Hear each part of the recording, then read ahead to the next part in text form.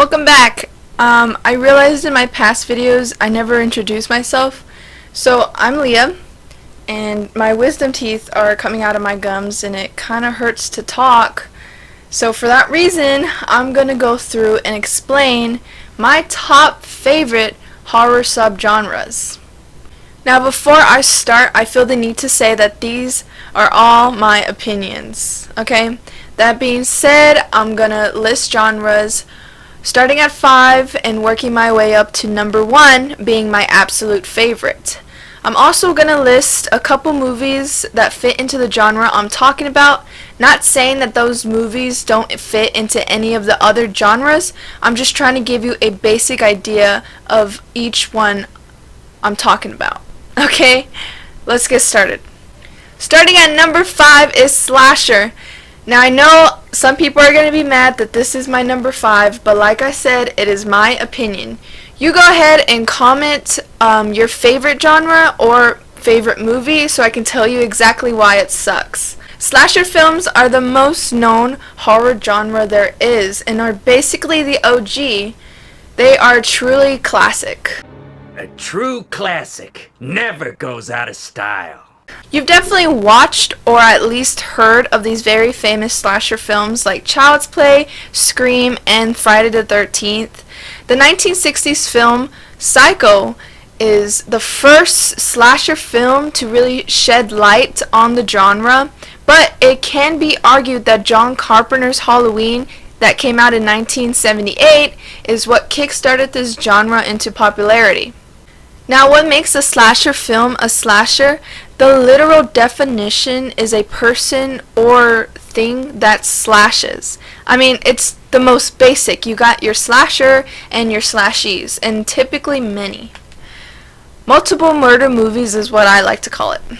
At number 4 is body horror. If you know this genre, you know that movies like The Human Centipede, Tusk, and The Thing definitely come to mind, but some of the earlier films that started all the way back in 1950s are The Blob and The Fly. But who I think deserves credit is Mary Shelley's Frankenstein. Even though it is a book, it has heavily influenced so many movies till this day and has over 300 different versions of Frankenstein and that story. Even the movie I talked about in my last video, Frankenhooker, those all fit this genre. The definition of body horror from Wikipedia is body horror or biological horror is a subgenre of horror that intentionally showcases grotesque or psychological disturbing violations of the human body or any other creature. These violations may manifest through aberrant sex, mutations, mutilation, zombification, gratuitous violence, disease, or unnatural movements of the body. I know what you're thinking, that sounds like every other horror movie ever. And yes, it does, but there is a difference, and I'm going to try to explain it to you as simply as possible because it's such a wide spectrum, and if I were to go through and explain everything included, that would be an entire video of its own. So I'm going to remind you of the movies I've listed and try to see if you can catch the pattern between all of them. You have The Human Centipede, Tusk, The Fly, The Thing, The Blob, and Frankenstein. Do you see it? Are you getting it? They are all science fiction. What really makes body horror is the experimental desire to change the body. Another common thing that these movies share is there's not a want to kill. That's never really the goal. They simply want to destroy the human body, not the life. Although The Blob and The Fly focus more on mutation and transformation, that still falls into the definition. I really hope I explained that well because we're moving on to number 3, which is splatter.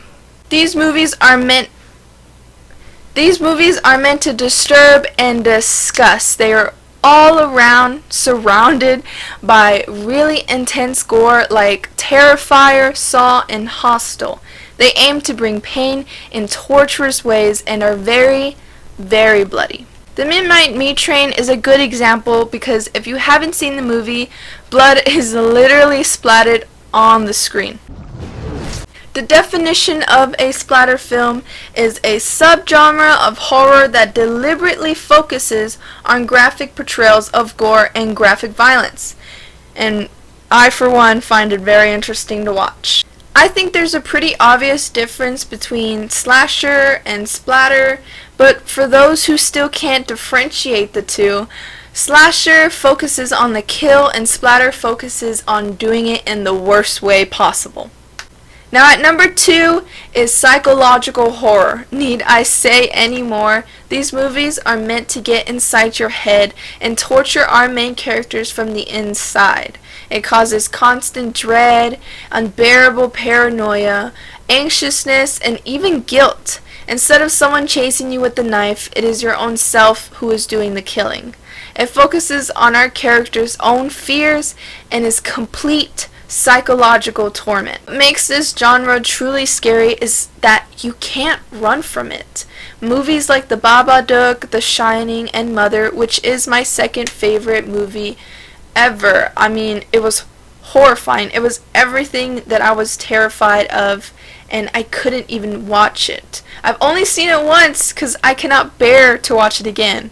Another movie that comes to mind is Unsane. A lot of people don't talk about it because it didn't do so well, and honestly, it could have been done better, but I watched it in the theaters and I didn't know what was real and what wasn't through that entire movie. Most of psychological horror storytellings originated from books like everything else, and there are way too many to list, but one I do want to mention is The Yellow Wallpaper, written by Charlotte Perkins Gilman in 1892. It consists of journal entries written by a woman dealing with postpartum depression, and the deeper you read into the story, the more her mental health ascends. It doesn't end well. This subgenre is number 2 because if you really think about it, it doesn't have any limits, in a sense that it is all in one's mind, and a mind's only limit is the one its owner creates, and is very easy to forget. Once you've gone too far, how do you escape your own creation? It is such a real and terrifying thing. I know you've been waiting for number 1, dying to know what can possibly top the others I've mentioned. My absolute favorite at number 1 is religious horror. Now I know it doesn't sound as cool, but give me a chance to explain why it is my absolute favorite. Some movies that fit in this genre are The Exorcist trilogy, The Nun, The Witch, Hereditary, Midsommar, and so much more. The true reason for religion can be debated, but in these movies are completely outshined by the horrors that surround it.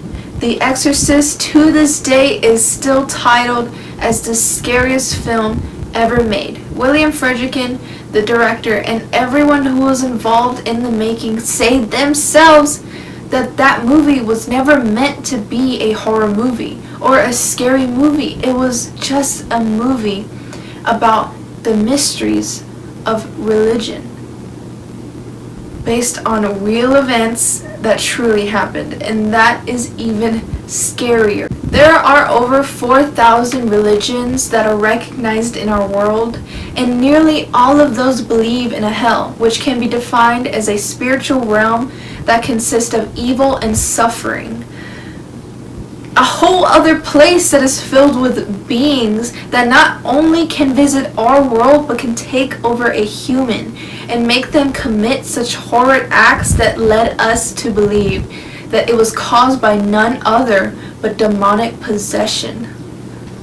Like, what? The Exorcist 3 is my all-time favorite movie, and maybe that makes me a bit biased to the genre, but that is not the only reason why I love it so much. To the acting, the story, the setup, the build-up, the cinematography, and the imagery, and the disturbing murders, the characters involved, and even the little hidden things that you missed the first time that makes it such a great film. I mean, I can go on and on. I love it so much that I own the DVD and the book. Shout out to my best friend and my mom. Love ya. Also, Mother, the movie I mentioned earlier for psychological horror, actually fits into this genre as well, though not as much because of its Bible references that are overlooked, but are still there, and I think is a really good representation of religion and the people. Religion is just an idea that scares me. It has inspired so many disturbing things, and for most people, it is so real. These movies aren't just movies, they aren't fiction. These are real experiences, spiritual experiences that are depicted in these films. The devil is given many names, comes in different forms, and exists for no other reason but to cause suffering. He is commonly seen as evil himself. To put it in simple terms, religion is the #1 inspiration for horror. I hope you enjoyed this video as much as I did making it, and if you did, leave a like so I know. Don't forget to comment your favorite genre or movie, and if you liked what I talked about, subscribe because I will be posting more videos just like this one. Thanks for watching. I'll see you whenever. Till then, bye.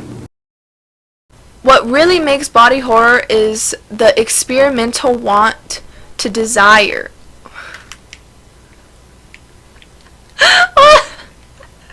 What?